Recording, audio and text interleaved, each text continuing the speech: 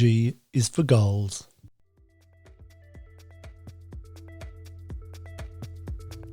Hi, I'm Bec from Be Free Emotional Fitness Training, and I support women and girls to become emotionally stronger.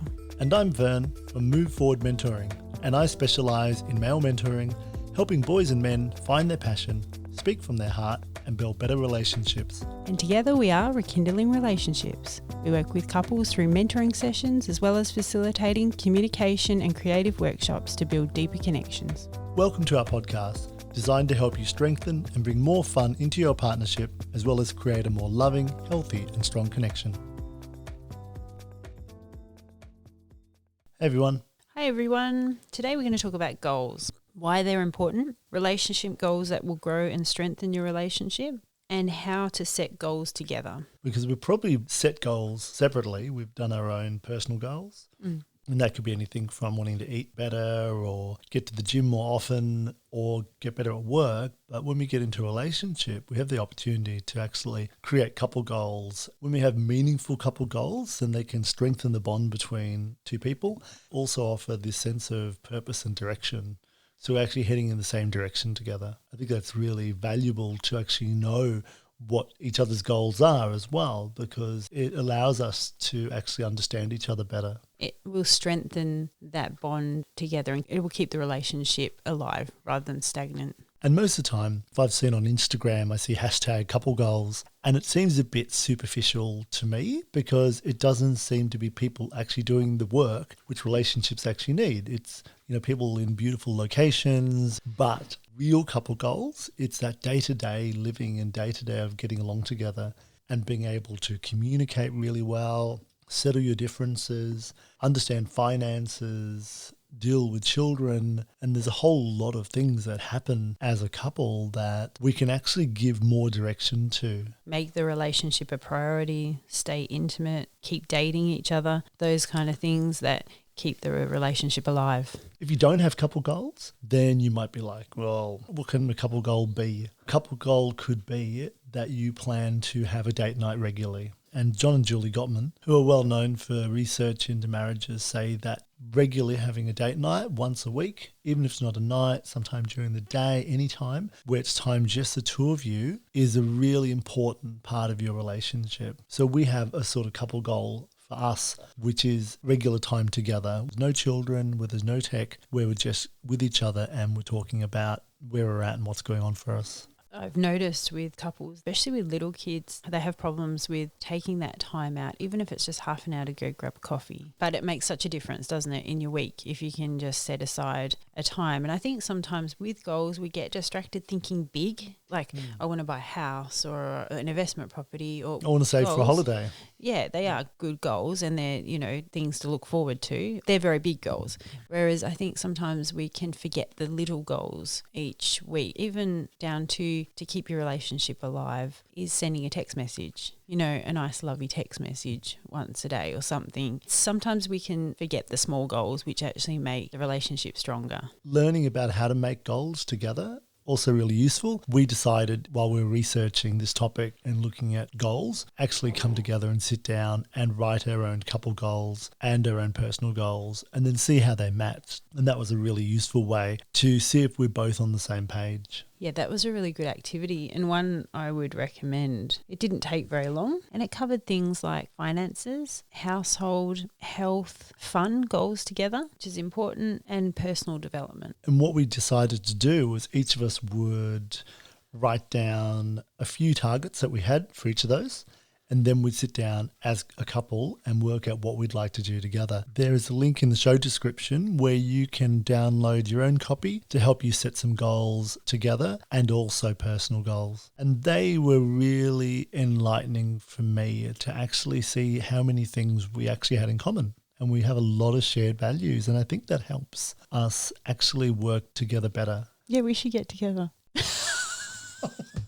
So setting goals means that you have to be pretty specific about those goals. You can't just have these really broad overarching goals without any specifics. As a teacher, I used to teach students how to set goals by calling them SMART goals. So they were specific, measurable, achievable, realistic, and timely. And that meant that they were very clear about what you're going to do and how long you're going to do it for. So when I started off and I did my own personal goals, one of the things I really want to do was to swim more often. But if I just say swim more often, then that doesn't really set me to an actual time and how often. So I said, right, I'm going to swim twice a week for 30 minutes, which means to have that happen, I've got to allocate some time to it. I've got to make sure I've got a swim membership. I'm motivated to get out there and do it. The clearer it is, the easier it is to actually stay on track. So when we did our personal goals and we sat down and spent probably 15, 20 minutes just writing down all the things that we want to do personally, then we also sat down and went, right, let's look at our couple goals. Are there things in both of ours that match? And we had a couple of things come up. So we both had the gym on ours, and we specifically both had written 3 times a week for 45 minutes. That's one that we can do together. And it's one that's really clear. So it helps us to stay on task and actually get it done. Yeah. We both also want to meditate every day more, which is another goal we could do together. But I also like the idea with that one, not only our individual meditating, but meditate as a couple, doing couples meditation a couple of times a week. And I think that being able to work on ourselves and have time to do our own stuff and our own self-growth is important, but we have to also prioritize to do things together as a couple. Part of being in a relationship means not just goals outside of ourselves, which are finances and the household and being on the same page, but it's also those things that allow us to work together better as a couple. So being able to communicate with each other and understand each other, being able to deal with conflict, like our other podcast, C's for Conflict, talked about how to actually deal with that. And that can be a couple goal that you both set with each other, that you're going to work through your disagreements in a more healthy way. John Gottman and his partner Julie Gottman, who have been working for about 4 decades to help marriages and help couples, have come up with this way to a better relationship they call 6 hours to a better relationship. And what it is dividing your week up and really setting a goal to spend a certain amount of time doing certain things. For example, they have partings and reunions. It's when you leave and then when you come back, and having these special rituals about that. So for parting, you actually, say goodbye, ask questions and find out what they're doing, spending 10 minutes per week. So it's 2 minutes a day for 5 working days. So it's 10 minutes over the whole week, but really being clear that you do that when we say goodbye every day. When we're leaving each other, we check in with each other. Then there are also reunions. And he gives an example of this 20 minutes a day, so 1 hour, 40 minutes a week. Yeah, so it's 5 working days. It's a reunion that you enjoy coming home to. So it's only a few seconds, 6 seconds, he suggests, of a ritual that connects you both when you come home. So share a hug and a kiss. Yep. For at least 6 seconds. Not very long. But then also have a conversation. For about 20 minutes. About your day. So it's something to look forward to when you come home. And it's like a debrief. And it's also this real welcome home. When I haven't seen you for the day and you come home, the first thing I do is say welcome home. And I give you a kiss and a hug because I'm nice. Glad to see you. Yeah, it's like a nice little reunion. He also says that every day for 5 minutes that we should look at the things that we appreciate in them. And that might be to compliment them, to look for those positive things we see in our partner. When we look at something, when we look for a positive, we will find them. The same as if we focus on the negative, then we'll see that too. But if we want to bring ourselves together, setting that goal to spend 5 minutes every day, actually finding traits that you admire in your partner will make them feel more valued. That's a beautiful gratitude, isn't it? It's like you're showing your gratitude to them for what they bring into your life. Because they've chosen you, that we choose to spend each day with each other and to acknowledge that, wow, there's some really beautiful things in this person, which means that as we look to the good, then brings us closer because we want more of that in our lives. Remind you of why you chose that person. Then he has another one, which is affection. 5 minutes a day.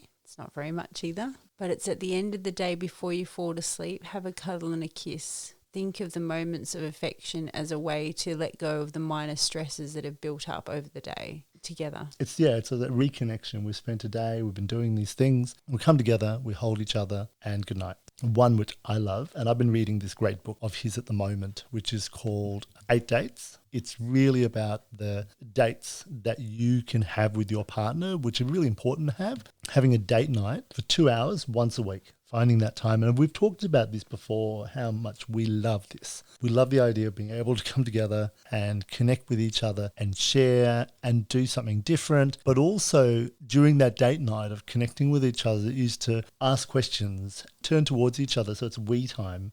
And there's no technology. We could have a bath. We could paint together. It's about the actually being able to talk to each other and spend that time learning more about each other. This is really important. I'm really passionate about this one because I think this can become really stale in a relationship where you stop dating each other.